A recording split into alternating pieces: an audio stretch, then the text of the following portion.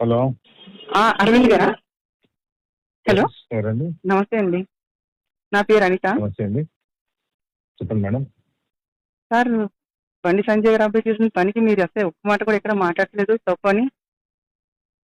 Madam, Bandi Sanjay గారు అబ్బాయి చేసిన తప్పని మీరు ఒక్క చోట కూడా మాట్లాడలేదు. నేను Bharatiya Janata party MP madam. అవునండి. మా పార్టీలో అడిగినప్పుడు మా పార్టీలో మేము చెప్తాము. అంటే బయట ఎక్కడ అన్యాయం జరిగిన చోట మాట్లాడాలో మీరు అన్యాయం జరిగిన చోట ఖండించరా మీరు? మేము ఖండించాల్సిన చోట ఖండిస్తామండి. ఖండించేది ఉంటే ఖండిస్తాము. ఇప్పుడు మీరు ఎవరు? అనిత అంటే మీరు ఎక్కడి నుంచి ఫోన్ చేస్తున్నారు? నేను లోకల్ అండి, హైదరాబాదు. నేను ఈ లోకల్ హైదరాబాద్ లో అంటే 1,000,000 మంది ఉంటారు. మీరేంటి, వాట్ ఆర్ యూ? నేను ఉద్యోగిని, ఒక ప్రైవేట్ ఉద్యోగిని. నేను ప్రైవేట్ ఎక్కడ? హైదరాబాద్ లో ఉంటుంది, రెహమత్ నగర్. ఏ కంపెనీ ఉంటుంది? రెహమత్ నగర్. నేను అడిగిన దానికి మీరు అడిగేదానికి సంబంధం ఉందా సార్? మీరు నన్ను అడగడానికి మీరు ఎవరు మేడం?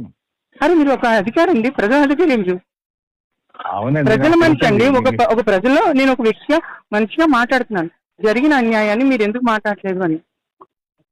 నేను మాట్లాడాలి, ఎక్కడ మాట్లాడకూడదు, ఏం మాట్లాడాలని నేను నిర్ణయిస్తాను మేడం. అంతేగాని తప్పని ఖండించడానికి మీరు రారు బయటికి. నేను ఖండించలేదా మీకు ఎట్లా తెలుసు మేడం? అరే, నేను చూస్తాను కదా సార్, టీవీలు చూస్తాను, సోషల్ మీడియా చూస్తాను, అన్ని చూస్తాను కదా. ఇట్లా ఫోన్లు చాలా వస్తాయి నాకు, అనిత గారు. ఓకే, నాకు మీరు నేర్పించాల్సిన అవసరం లేదు. ఎక్కడ మాట్లాడాలి, ఏమి మాట్లాడాలి, మీకంటే ఎక్కువ రెస్పాన్సిబుల్ గా మేము మహిళల పట్ల మైనర్ల పట్ల ఉంటాం. మీకుందండి, అందుకే అడుగుతున్నాను. సో మా బాధ్యత లేదో మీరు చెప్పాల్సిన అవసరం లేదు మేడం. నేను చెప్పట్లేదు సార్. బాధ్యత ఎక్కడ నేను జరిగిన తప్పు అని ఎందుకు ఇప్పటి వరకు మీరు ఖండించట్లేదు? ఎక్కడ అది మీకు తెలియదు. మీకు తెలియకపోతే నేను చేసినట్టు చేయనట్టు కాదు. ఓకే, సరే సార్, థ్యాంక్ యూ. సరే, బాగా చేసుకోండి పని.